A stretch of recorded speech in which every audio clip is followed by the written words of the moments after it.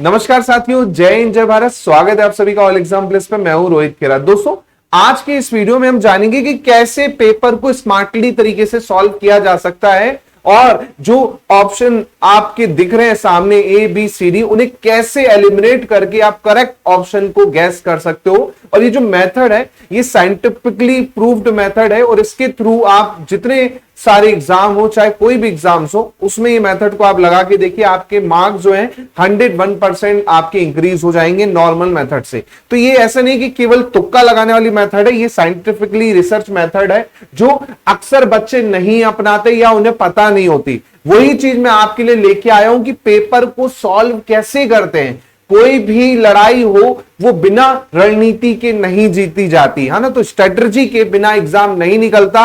अगर आप बस किताब पढ़ने से एग्जाम निकाल लेते तो क्या होता। आपको करना है एक पर्टिकुलर रणनीति को तय कि आपको किस तरीके से चीजें करनी है। एग्जाम स्टार्ट जैसे होता है ना, तो आपको दिमाग में एक प्रॉपर प्लानिंग होनी चाहिए कि मुझे क्वेश्चन कैसे अटेम्प्ट करना है। उसके लिए एक प्रॉपर मेथड मैं आपको बताने वाला हूं इस वीडियो में कि किस तरीके से आप क्वेश्चंस पेपर को सॉल्व करेंगे, कैसे ऑप्शंस को चूज करेंगे ताकि आप अपने मार्क्स को और ज्यादा से ज्यादा ला पाएं।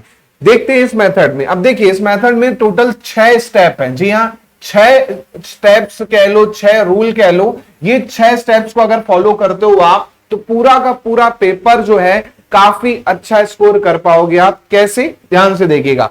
पहले तो मैं आपको पेपर की एनालिसिस बताता हूं। कोई भी पेपर जो बनाता है एग्जामिनर, तो पेपर जब बनता है ना तो उसके दिमाग में हमेशा यही चीज होती है। क्या चीज होती है कि जो 40% क्वेश्चन होते हैं, जी हां, जो 40% क्वेश्चन होंगे ना वो हमेशा इजी होते हैं। जी हां, 40% क्वेश्चन हमेशा पेपर में आपको इजी देखने को मिलेंगे। इसी प्रकार 40% क्वेश्चन जो होते हैं वो मीडियम लेवल के होते हैं कि मतलब थोड़ा बहुत बच्चे ने पढ़ा, अच्छे से पढ़ा है तो वो बना लेगा। केवल और केवल जो होते हैं ना 20% क्वेश्चन होते हैं ना, वही हार्ड क्वेश्चंस होते हैं, वही हार्ड होते हैं जो काफी बच्चे नहीं कर पाते। बाकी इजी वाले लगभग सभी कर लेंगे, 40% मीडियम वाले भी लगभग सभी कर लेते, लेकिन ये हार्ड वाले जो होते हैं ना नहीं हो पाते। और यही आपको एग्जाम में क्या दिलाते हैं, सिलेक्शन दिलाते हैं जनरली। लेकिन बड़े एग्जाम्स में आप ये नहीं भी करोगे ना, यूपीएससी में, तो आपके 40% और 40% में ही आपका खेल हो जाता है। लेकिन आपको यहां पर मेरिट में आना है तो आपको ये भी करने पड़ेंगे। तो अप्रोच क्या होनी चाहिए आपको क्वेश्चंस को सॉल्व करने की, वो ध्यान से समझिएगा। वीडियो थोड़ा लंबा हो सकता है, लेकिन पूरे 6 स्टेप अगर आपने समझ लिए ना तो गारंटी है, आप मेरा नंबर ले लो, आप मुझे खुद मैसेज करोगे कि सर नहीं, आपकी मेथड बहुत काम आई पेपर में हमें सॉल्व करने में। चलिए, पहला जो हमेशा आपको रूल याद रखना है, नेवर फॉलो द सीक्वेंस। कभी भी पेपर में ऐसे मत करना मेरे भाइयों कि पहला क्वेश्चन किया, फिर दूसरा किया, फिर चौथा किया, फिर पांचवा किया, फिर छठवां किया। इस तरह से कभी भी ये गलती मत करो। ज्यादातर बच्चे, ज्यादातर स्टूडेंट्स जो मेरे हैं वो यही करते हैं कि पेपर में खोला और पहला क्वेश्चन दिखा तो पहले से शुरू हो गए, दूसरे पे लग गए, तीसरे पे लग गए। कभी भी ऐसा नहीं करना एग्जाम में। हमेशा याद रखिएगा, सीक्वेंस को कभी फॉलो नहीं करें। क्यों? क्योंकि आपको अपने जो टाइम है, अपना जो पेपर का टाइम है, उसे 3 पार्ट में डिवाइड करना है। हमेशा आपको पेपर जो है हमेशा 3 स्टेज में करना है। 3 पार्ट में पेपर को डिवाइड करना है। कैसे? जैसे आपका मान के चलिए 60 मिनट का पेपर है, जैसे पेपर 1 आपका 60 मिनट का है, तो उसको कैसे करेंगे? तो 3 पार्ट में डिवाइड कीजिए, 15 मिनट, 30 मिनट और 15 मिनट। पहले का जो 15 मिनट होगा, फर्स्ट जो 15 मिनट होगा या जो फर्स्ट पार्ट होगा, उसमें आपको केवल जो है क्वेश्चंस देखने हैं पूरे के पूरे। मतलब 60 क्वेश्चंस, 100 क्वेश्चन जो भी आपके पेपर में है, उनको पूरा 15 मिनट में पहले एक बार सरसरी निगाहों से देख डालो। सरसरी निगाहों से मतलब तुरंत तुरंत देखते जाओ। और जो आपके ऐसे क्वेश्चन होंगे इजी वाले, वो देखते ही क्या हो जाते हैं, सॉल्व हो जाते हैं। उसमें आपको दिमाग नहीं लगाना। जैसे आपका क्वेश्चन आ गया कि भाई यूजीसी की स्थापना कब हुई, डायरेक्ट पता है आपको, डायरेक्ट टिक कर दिया। तो ऐसे क्वेश्चन उस 15 मिनट में आपको सॉल्व करने हैं जब आप केवल सभी क्वेश्चन को देख रहे हो कि ये क्वेश्चन है, इसको मुझे पता है इसका आंसर क्या है, तो आपने तुरंत टिक कर दिया। तो उससे आपके जो टेंशन है दिमाग में वो खत्म हो जाएगी। जैसे ही आप पूरे क्वेश्चन देख लोगे 15 मिनट में, शुरू के 50 क्वेश्चन रहेंगे, 50 क्वेश्चन 15 मिनट में आराम से आप देख सकते हो, और वो क्वेश्चन को टिक कर देना है जो आपको तुरंत आते हैं। जैसे कई क्वेश्चंस ऐसे होंगे पढ़ के ही डायरेक्ट आंसर आ जाता है, सॉल्व करने की जरूरत नहीं है। तो आपको पहले के 15 मिनट क्या करना है, ऐसे क्वेश्चन को टारगेट करना है जो देख के ही आपको समझ आ जाते हैं। ठीक है, इसी प्रकार आपका सेकेंड स्टेप है 30 मिनट, दूसरा स्टेज है 30 मिनट। तो सेकंड में आपको क्या करना है, सेकंड स्टेज में आपको वो क्वेश्चन करना है जहां पर आपको टाइम लगता है। जैसे मैथ्स के क्वेश्चन सॉल्व करने में टाइम लगेगा, रीजनिंग के क्वेश्चन हो सकता है सॉल्व करने में टाइम लगे, है ना, डीआई के क्वेश्चन सॉल्व करने में आपको टाइम लगे, तो वो आपको 30 मिनट कहां देने हैं, आपको सेकेंड पार्ट में देने हैं। बचता है अंतिम 15 मिनट। तो ये अंतिम 15 मिनट उन क्वेश्चन के लिए छोड़ देना है जो आपको बिल्कुल नहीं बनते, बिल्कुल उनका आंसर नहीं पता, आपको समझ नहीं आ रहा है, लंबे हैं, कैलकुलेशन ज्यादा है, तो आखिरी के 15 मिनट करना है। तो कोई भी पेपर होगा, पेपर 2 भी होगा तो 120 मिनट का होगा, तो शुरू के 30 मिनट केवल आपको पूरा पेपर देखना है, और जो क्वेश्चन इजी वाले हैं देखते ही बन रहे हैं उसे टिक कर देना है। फिर 60 मिनट वो क्वेश्चन जिसमें आपको थोड़ा सा टाइम लग रहा है वो, और लास्ट के 30 मिनट में वो क्वेश्चन जो आपको बिल्कुल नहीं बनते, जहां पर आप तुक्का ही लगाओगे, वो आपको करने हैं। तो ये अगर चीजें कर लेते हो आप, तो 101% आपका पहले बात तो माइंड क्या हो जाएगा, एकदम फ्री हो जाएगा, मोटिवेशन आ जाएगा, क्योंकि हमने पहले जो क्वेश्चन आ रहे थे तुरंत तुरंत बन गए, तो अंदर से मोटिवेट हो जाते हो। लेकिन आप यही सीक्वेंस में अगर बनाते हो और बीच में एक टफ क्वेश्चन में फंस गए, तो आप क्या हो जाते हो, डीमोटिवेट हो जाते हो, साथ में आपका टाइम भी बर्बाद हो जाता था। अब ऐसा बिल्कुल नहीं करना, इसलिए मैंने कहा नेवर फॉलो द सीक्वेंस। पहले का जो टाइम होगा, पहले का जो 15 मिनट होगा 1 घंटे में, केवल पूरे पेपर को देख डालो, 50 क्वेश्चन को, उसमें जो बन रहे हैं उसको तुरंत टिक कर दो। नहीं, फिर अगला 30 मिनट में वो क्वेश्चन करो जो आपको लग रहा है थोड़ा सा ज्यादा टाइम ले रहे थे, और आखिरी के 15 मिनट वो क्वेश्चन करना जो बिल्कुल नहीं पता है, जिनमें तुक्का ही लगाना है आपको।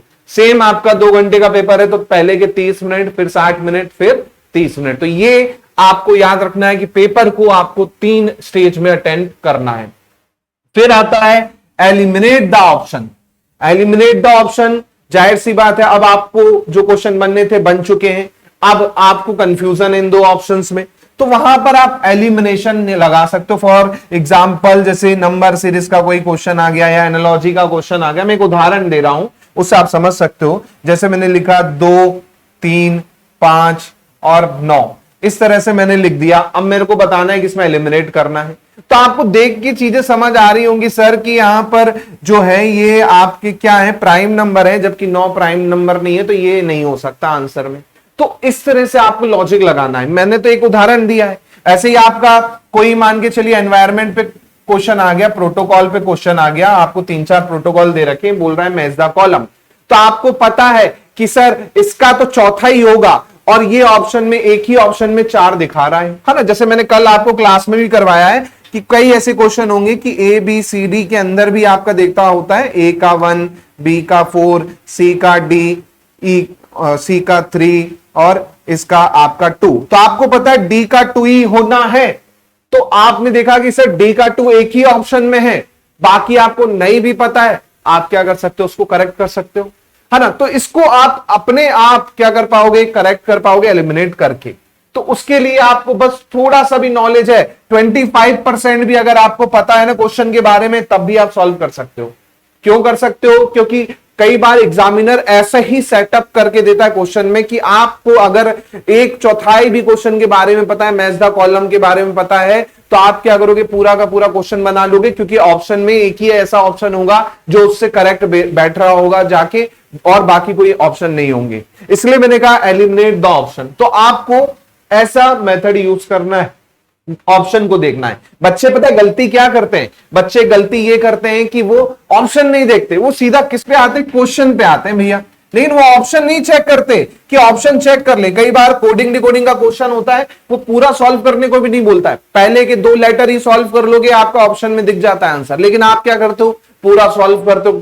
ऐसा नहीं करना है, ऑप्शन देखो भाई, ऑप्शन में क्या है, मैच ऑप्शन में है क्या। आपको कोई स्टेटमेंट बेस्ड क्वेश्चन आ गया कि भाई इनमें से कौन कौन से स्टेटमेंट सही हैं, 1 2 3 4 इस तरह से 4 स्टेटमेंट दे दिए, आपको पता है पहला वाला तो सही है, फिर आप ऑप्शन देख लो कि पहला वाला किस किस में, पहला वाला 2 ही ऑप्शन में था, 2 ऑप्शन अपने आप क्या हो जाएंगे, आपके कट जाएंगे। तो ये होता है कि आधा नॉलेज भी है लेकिन आपने उसको क्या किया, एलिमिनेट किया। तो सेकंड जो स्टेप थी वो आपकी क्या थी, अटेम्प्ट इन पेपर 3 स्टेज। उसके बाद थर्ड स्टेज आती है एलिमिनेशन वाली, जहां पर वो क्वेश्चन सॉल्व करने हैं जिन पे आपको डाउट है, 50% नॉलेज है, 25% नॉलेज है। वो आप ऑप्शन को चेक कीजिए, ऑप्शन में लग रहा है कि हाँ ये तो हो ही नहीं सकता, उसको एलिमिनेट कीजिए, बाकी में आप चीजें कीजिए।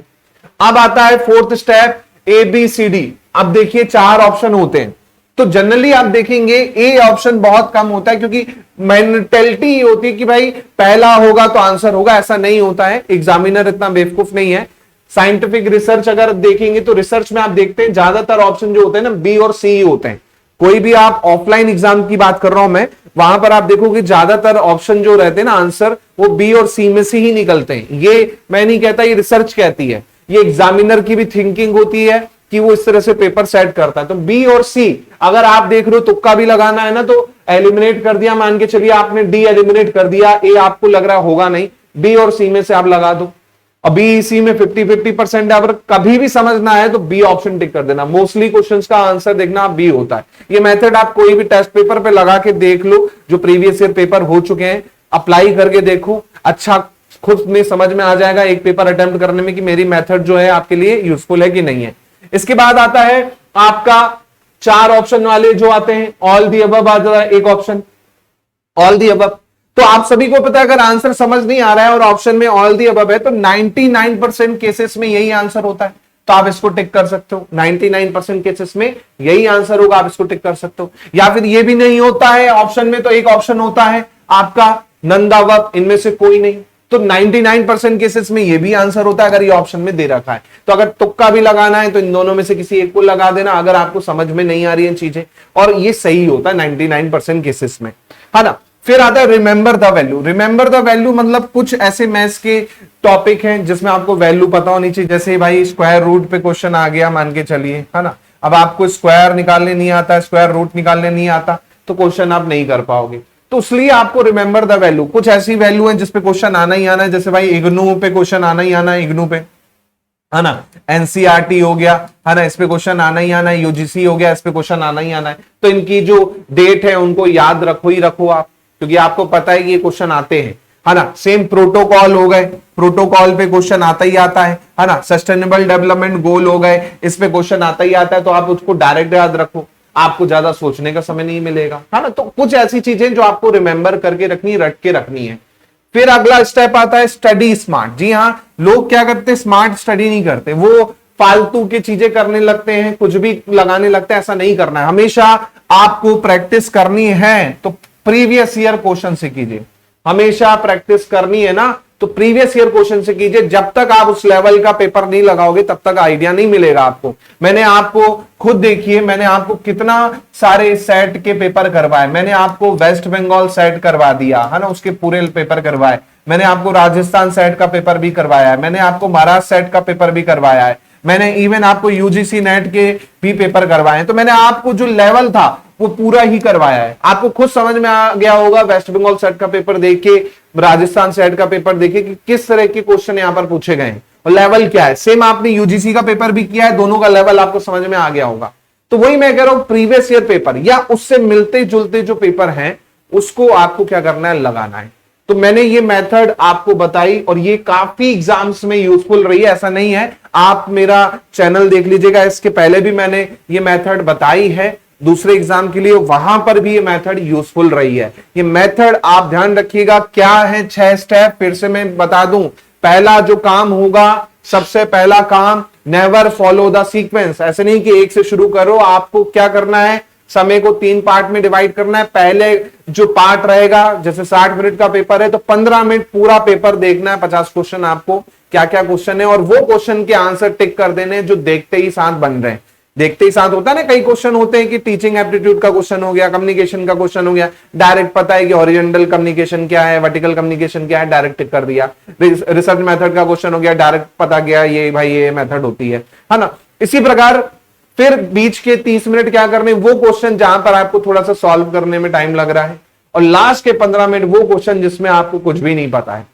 तो उससे क्या होगा, एक तो आपका माइंड फ्री हो जाएगा, मोटिवेशन आ जाएगा, फंसोगे नहीं तो मोटिवेट रहोगे। जहां पर आप फंस गए किसी क्वेश्चन में तो वहां डिमोटिवेट हो जाते हो, साथ में टाइम भी बर्बाद होता है। तो उन चीजों को हमेशा क्या करना है, लास्ट में करना है। ये यूनिवर्सिटी एग्जाम नहीं है कि आप उस क्वेश्चन को बनाओगे तभी आगे बढ़ोगे। यहां पर आपको क्या करना है, हमें जहां से मार्क्स मिल जाए पहले वहां पे आपको सॉल्व करना है। इसलिए वो क्वेश्चन आखिरी के 15 मिनट में, मतलब लास्ट स्टेज में करने हैं। उसके बाद मैंने बता ही दिया ऑप्शन एलिमिनेशन कैसे करते हैं। ऑप्शन आपको हमेशा पहले देखना है कि ऑप्शन क्या दे रखा है, खासकर स्टेटमेंट बेस्ड क्वेश्चन होते हैं, मैच द कॉलम होते हैं। तो एक क्वेश्चन भी अगर आपको समझ आ रहा है ना कि यार ये तो इसका है, स्वयं जो है ये इसका है, तो आप क्या करोगे, तुरंत मैच द कॉलम करके चीजें कर सकते हो। एक ही ऑप्शन आपने देखा कि एक ही ऑप्शन उससे मिलता जुलता है, बाकी तो हो ही नहीं सकते, तो आपके बाकी एलिमिनेट हो जाएंगे और आपका आंसर हो जाएगा। इसी प्रकार फोर्थ स्टेप होती है एबीसीडी। तुक्का भी लगाना है तो ए और डी बहुत रेयर ही होते हैं, बी और सी सबसे ज्यादा होते हैं, और बी और सी में भी आप देखोगे बी के चांसेस सबसे ज्यादा होते हैं। आप लगा के देख लीजिएगा कोई भी प्रीवियस पेपर, खुद आपको समझ में आ जाएगा कि इसमें क्या चीजें हैं, है ना। रिमेंबर द वैल्यू, मतलब जो इंपॉर्टेंट चीजें हैं जिनको लगता है कि क्वेश्चन आना ही आना है, उन चीजों को एकदम रटे रखो। मैथ्स में कुछ फॉर्मूले हो गए, है ना, या फिर आपका स्क्वायर रूट, क्यूब रूट हो गए, ये आप हमेशा याद रखोगे तो बहुत ईजी रहेगा।